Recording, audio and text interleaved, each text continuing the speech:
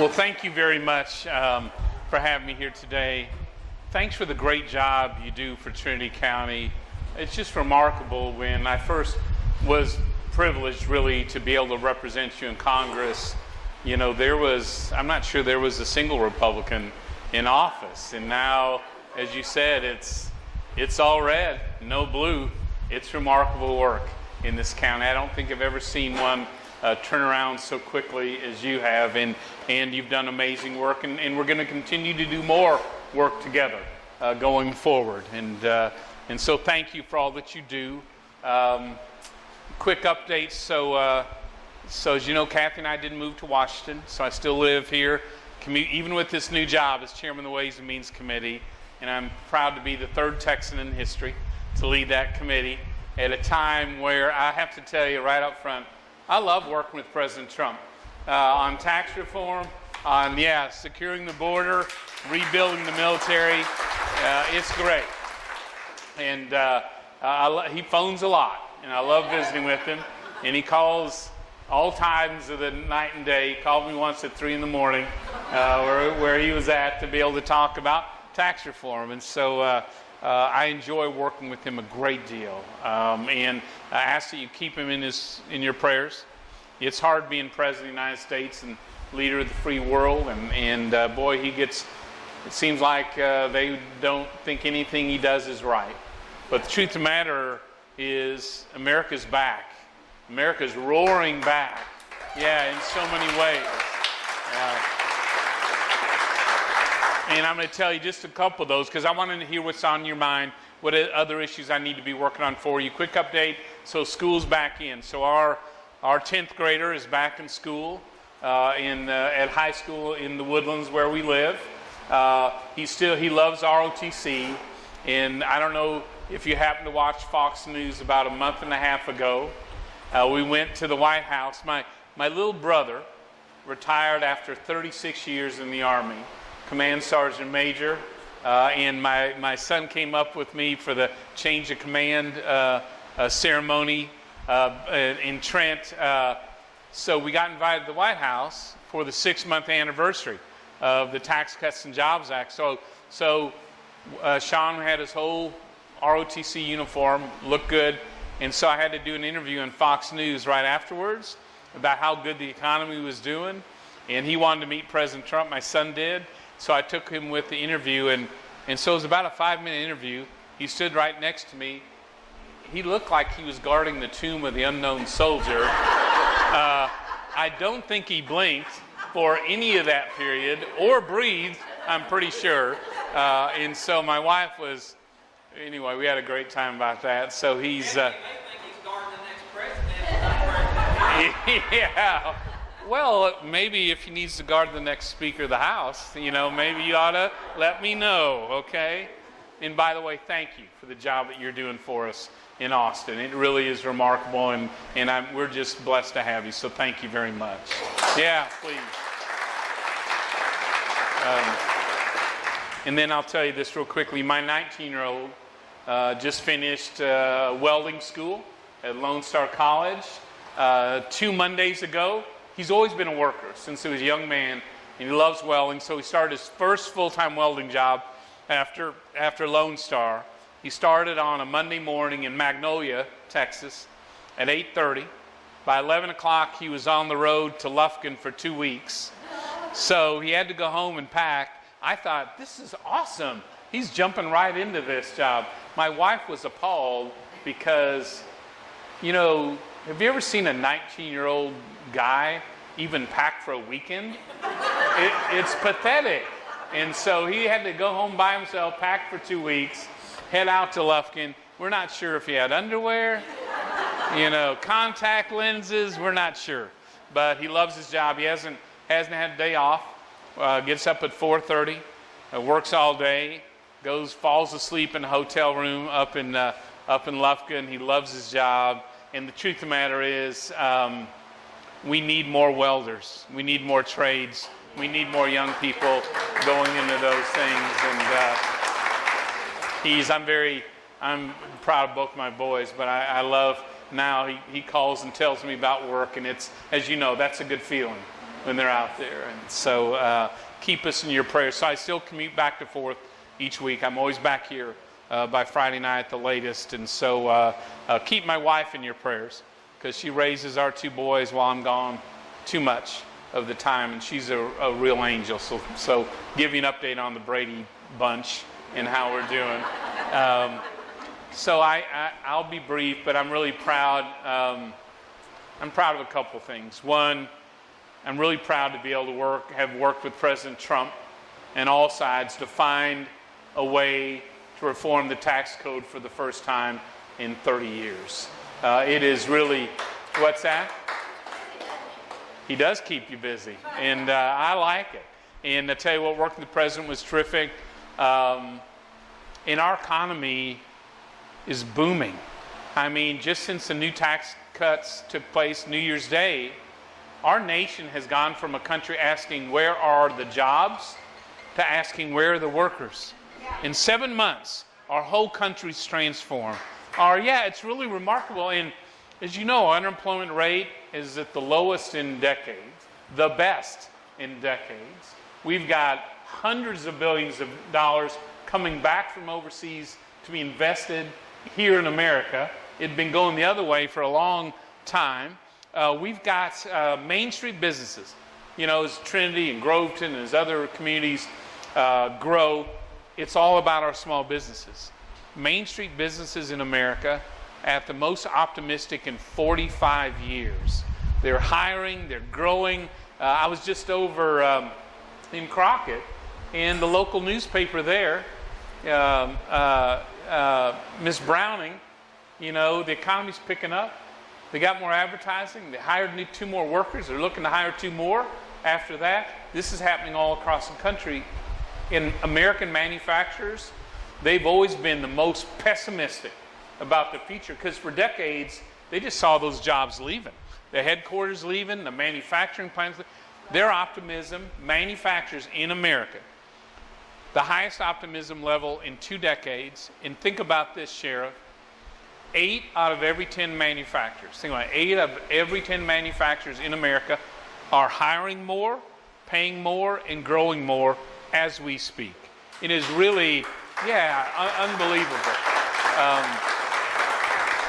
And I think the best is yet to come, because so much of what we did was to redesign this code so American and Texas businesses could compete and win anywhere in the world, including right here at home. And now we're seeing changes all over the country. With this new job, I have to travel more. And so I was in Boston the other day with a company, medical breakthrough company. They're on their 4th major drug. And so the leader of the company said, for us, because of tax reform, everything's changed. Our research won't be done in London. It'll be done here in America. Our patents won't be in Ireland. We're bringing them back to America.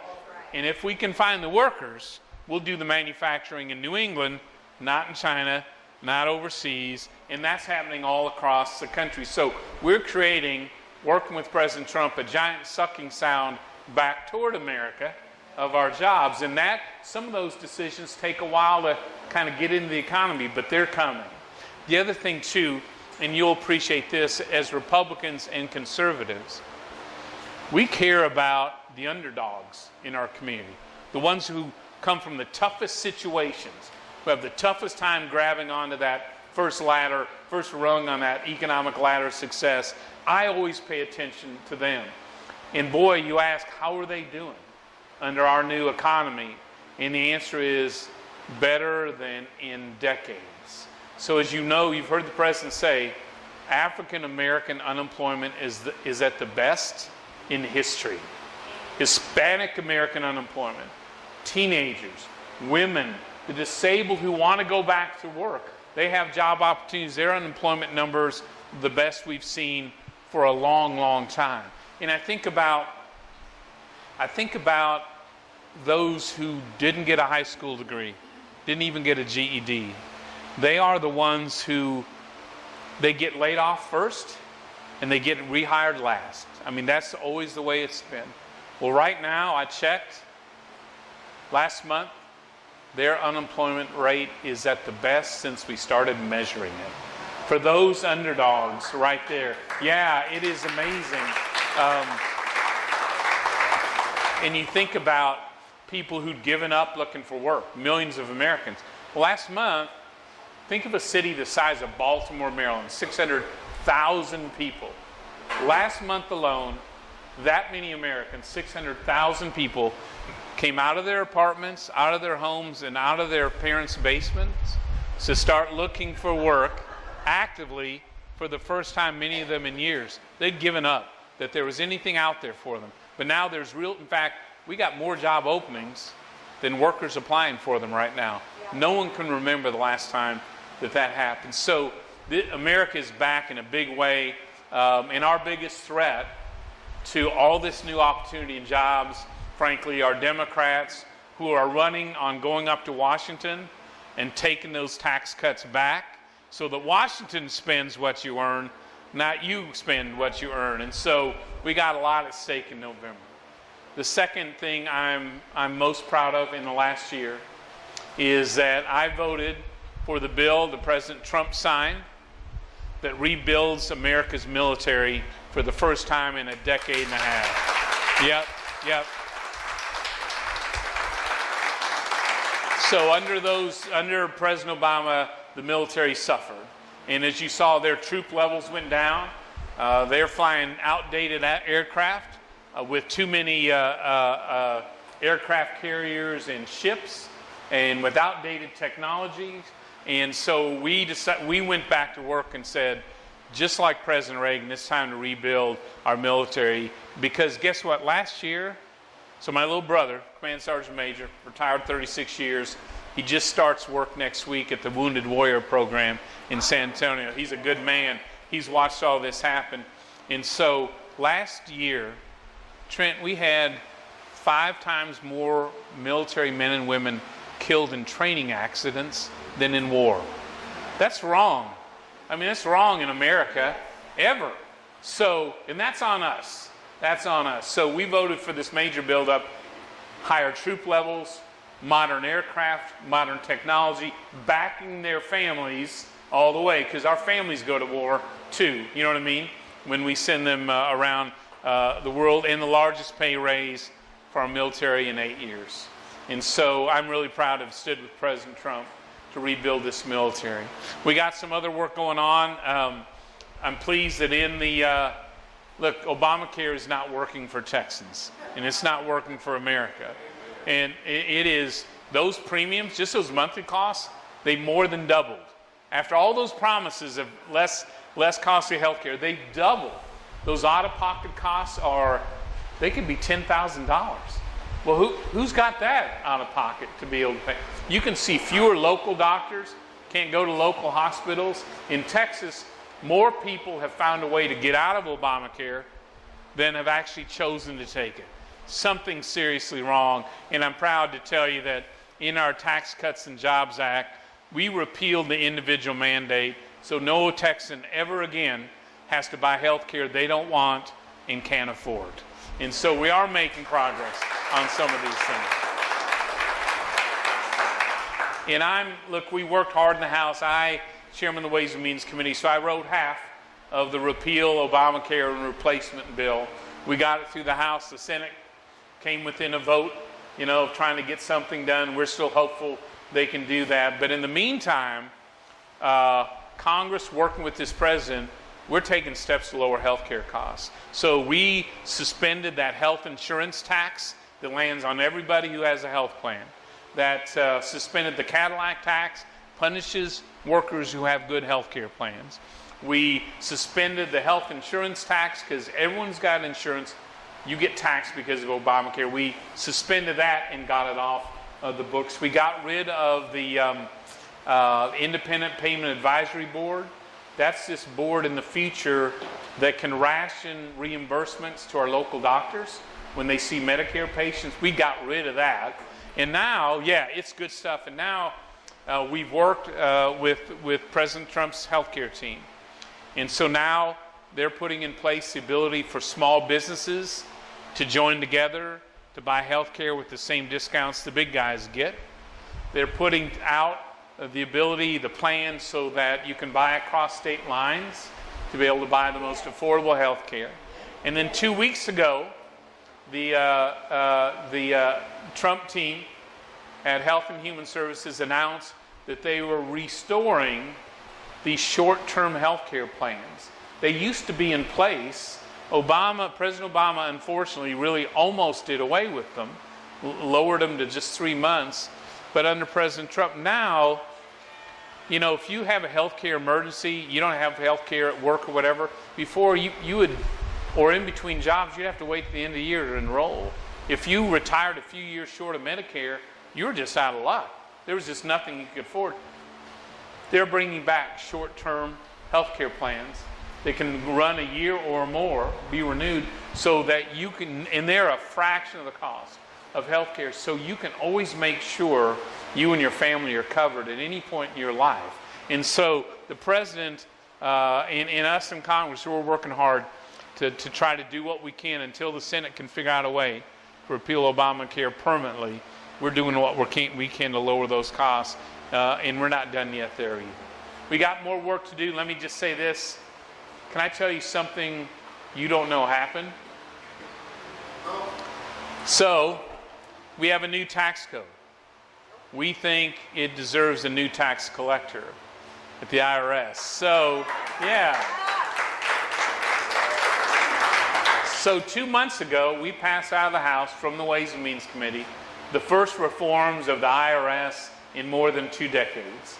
It restructures that agency, forces them to become a taxpayer-first agency, reins in the abuses so you're not presumed guilty until proven innocent. So they can't seize your assets and sell them without due process, where you're on the level playing field as those IRS agents, and that they secure our private taxpayer information in a way that hasn't been done before. We passed that out of the House 414 to 0. Did any of you hear this? No. Did you read about this anywhere? No. Well, so I challenged the press up there, so why aren't you covering these major reforms? And their answer was, well, the parties aren't fighting each other. You work together. When we made a decision, Ways and Means Committee, so we asked John Lewis, civil rights icon from Georgia, and Lynn Jenkins, a CPA from Wichita, Kansas, to work together to lead this effort. We found common ground to restructure and redesign that whole agency. But you didn't hear about it because in Washington, they only cover where we disagree. They never cover the common ground and the good things we're doing for this country. And there's a lot of good things going on. Final point, I was with Senator Cruz this Monday in Conroe for one of his rallies. And, he said something that I don't think many Americans are following.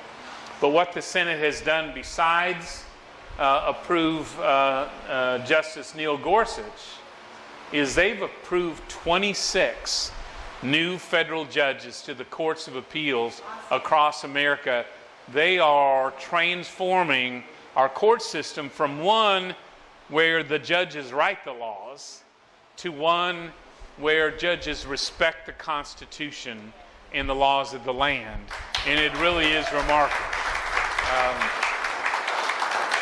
And I appreciate our 2 senators, both Senator Cruz and Senator Cornyn, backing President Trump's nominee, Judge Kavanaugh, Supreme Court. He is, I think, the single most qualified person in the country for that position. He already serves on the second highest court in the land. He has 300 legal opinions. He's a judge's judge. One of the most respected. And the Supreme Court has upheld dozens of his decisions that he's written as a jurist before, and he's thoughtful, he's well respected. Look, he believes in the Constitution. He believes in the text and the structure of that Constitution and the laws that are written. He'll make a terrific Supreme Court justice. Now the Democrats need to get out of the way and stop obstructing that vote, because it needs to happen in September. Why can't they pass it with a simple majority? Well, I hope at the end of the day, I think if Democrats obstruct, that's exactly what's going to happen. Leader McConnell has made it very clear he's moving that to a vote. Yeah, you know, the Senate works in mysterious ways. You know, Trent knows this. No, they just do. They have a different set of rules. The 60-vote filibuster is very frustrating for me as a House member because we have over 500 bills that we passed out of the House over the last year that are in the Senate now. Everything from defunding Planned Parenthood to ending sanctuary cities and pro-life measures that are so good. But that 60-vote rule makes it tough for our conservative senators to do their job. So, but they're going to get this nomination through. I have no doubt about it. So it's over in the Senate right now, and I'll tell you, here's some good news. We're working very closely with Chairman Hatch, Senator Rob Port from Ohio, and others, Senator Cruz and Cornyn and others. I think there's a chance we can get this to the president's desk this year. Yeah. So look, we started questions, so let's stop and would love to take some questions. Whatever's on your mind that we need to be working on. Marilyn, yes, ma'am.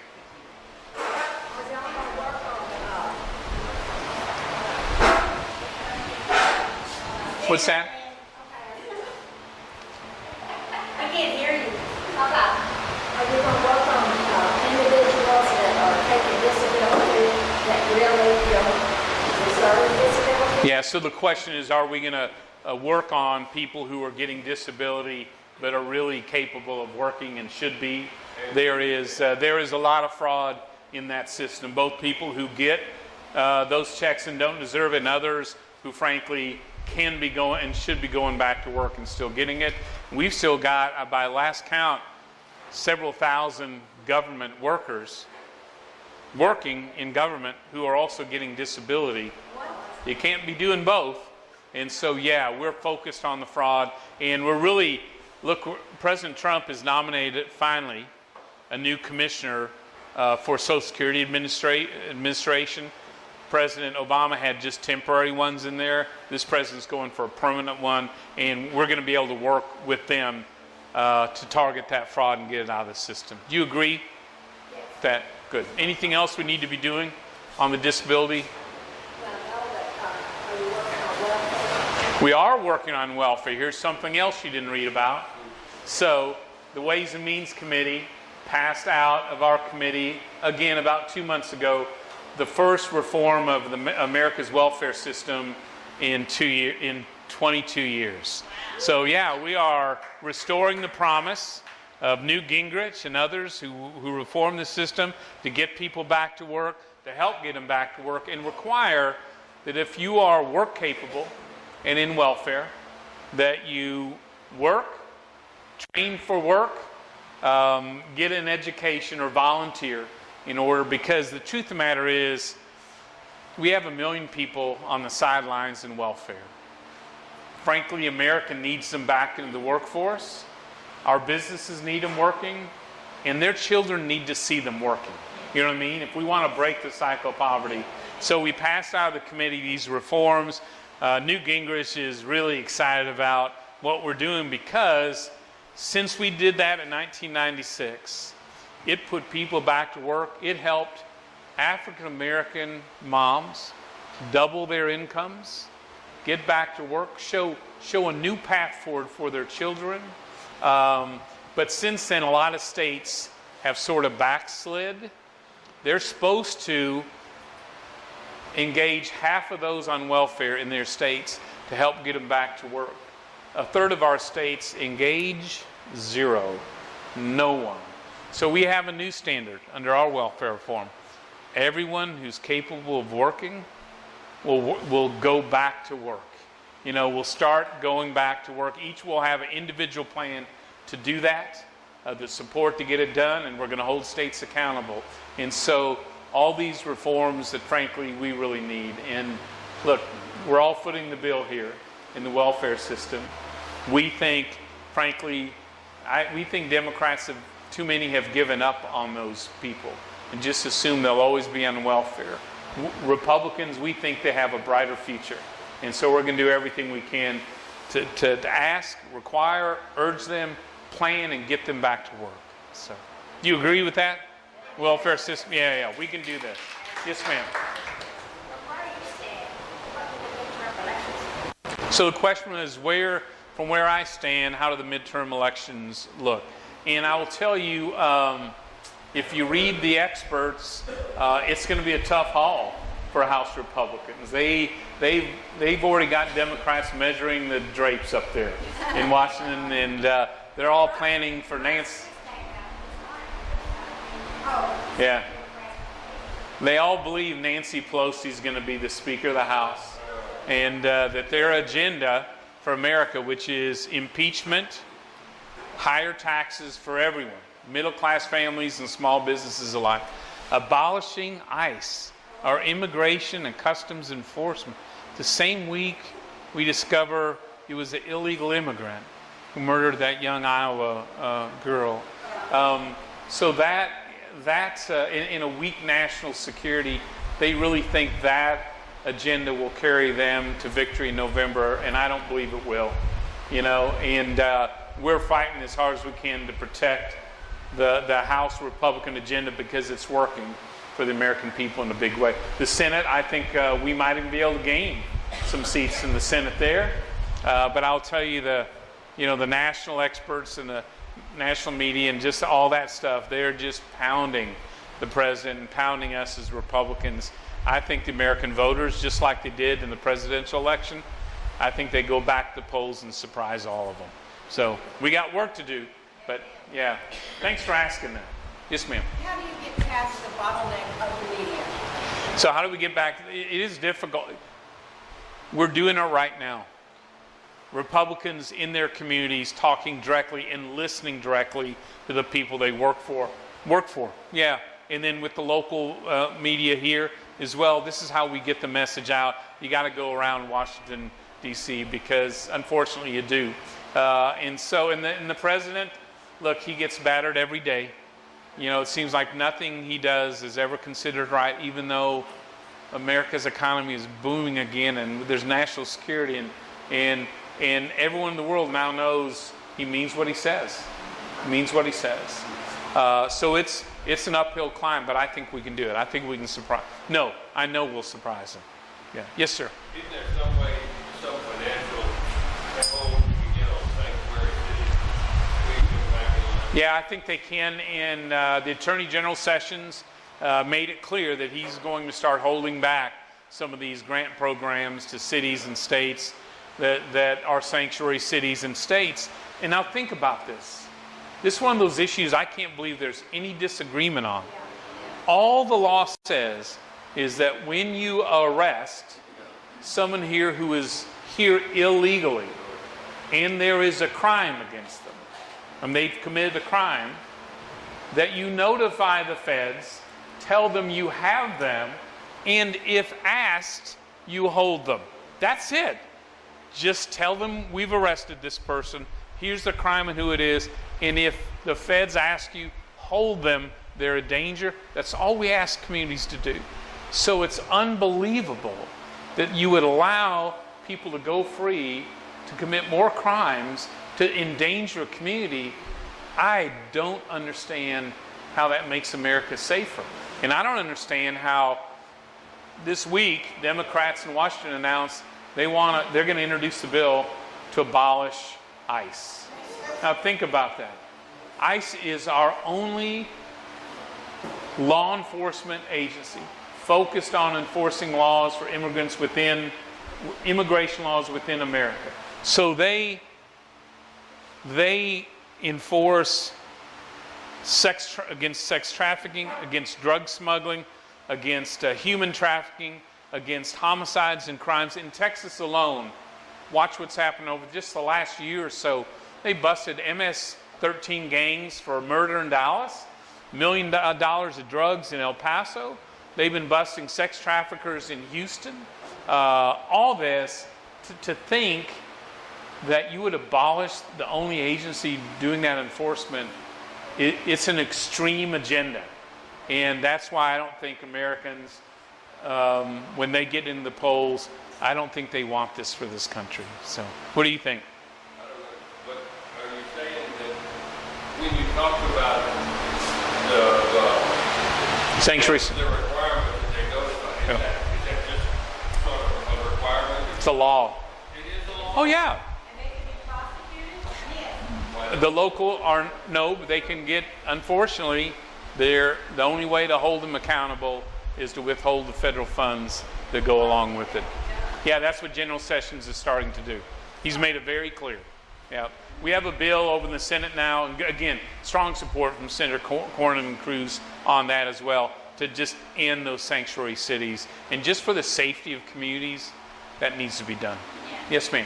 Could you talk a little bit about the red flag proposals and what your stance on that? So that's at the state level. And so we're just, look, Trent had to go. He has a busy schedule. I'm a states' rights guy, so I'm going to let the state decide what to do on that. You know, I thought so Florida is trying that, correct? Right. And I don't know what other states do. So I've been following it, but probably not as closely as you. What do you think?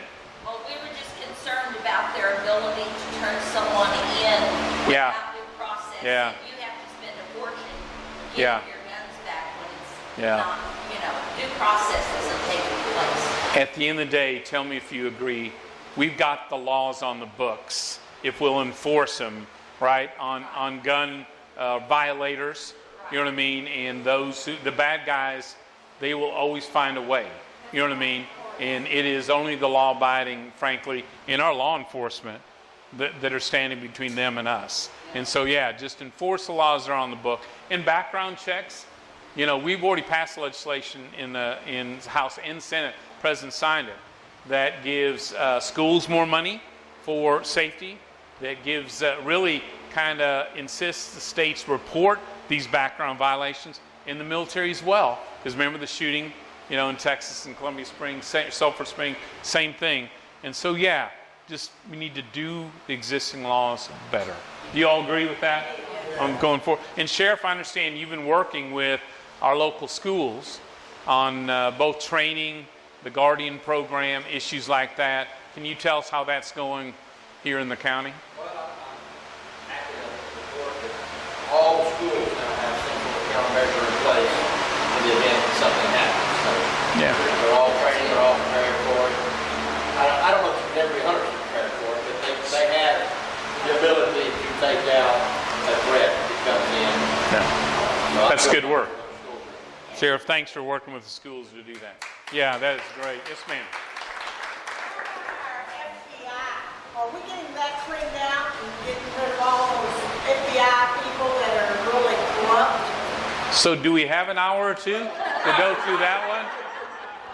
That I don't understand how the FBI cannot prosecute like Hillary Clinton with all she's done.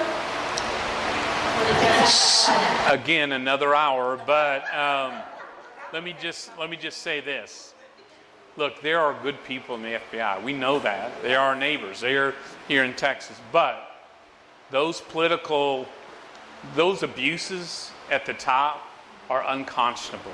And if that had happened to Democrats, you know, where a FISA warrant, foreign intelligence warrant, was used based on opposition research to destroy, you know, a political campaign, it was actually used to spy on an American, and then to have some of the highest ranking FBI executives actively plotting to go after the President of the United States, and now they're still withholding the documents Congress has asked.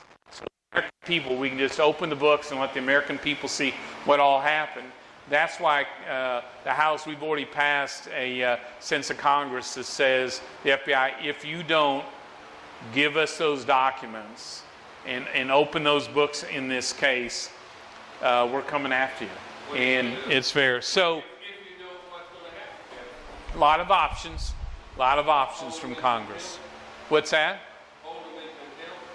Well, that's one of them. We're not so you know the Constitution, legislative branch, we're not prosecutors necessarily, but we can refer for prosecution on these. You got funding sticks. You have impeachment sticks. You got referral for criminal proceedings. So we can't do it, but you can refer them. And so, yeah, we do have some sticks there. But if you don't have anything to hide, just let it open, all right? Isn't that the case? So I think that'll be your last question. Long answer to a short question, but look, this is a fairness thing. And I don't care, Republican, Democrat, Independent. You don't want any government to have the power to come after you because of your political beliefs, you know, to be able to interfere in elections, you know, to be able to just tilt the whole judicial system against you because they don't like your politics. And one of the things Democrats in Congress criticize me for is that there are 2 members of Congress who can require that a person's tax reform or tax files can be made public. Chairman of the Ways and Means Committee, Chairman of the Finance Committee. Democrats have, it seems like every month, demand that we make public President Trump's tax returns. And every time I say no, because here's the principle. That would be an abuse of power for Congress to go after any American and rummage through their private taxpayer information for political purposes. And that's the only reason for this. And I tell my Democratic friends, you know, the worst abuses in history during civil rights, during the Vietnam War, was when the government had the power to target you based on your political beliefs. Yes. And so each time that's raised, we say no and vote it down, because if no government, you don't want government to have that power. You don't want Congress, because here's my point. If they can rummage around in the president's tax returns for political purposes, what'll stop them from doing the same to you? You know what I mean? This is a big principle. So look, we got a lot more work to do. I'm proud to stand alongside this president in our Texas senators. Texas is fortunate. In the House, we hold 7 of the 21 committee chairmanships. Texas is, we have some of the greatest people. And I'm really proud to work alongside them, but I'm more proud that I get to fight for you in Washington. So thank you very much for being here today. Let's go to the poll.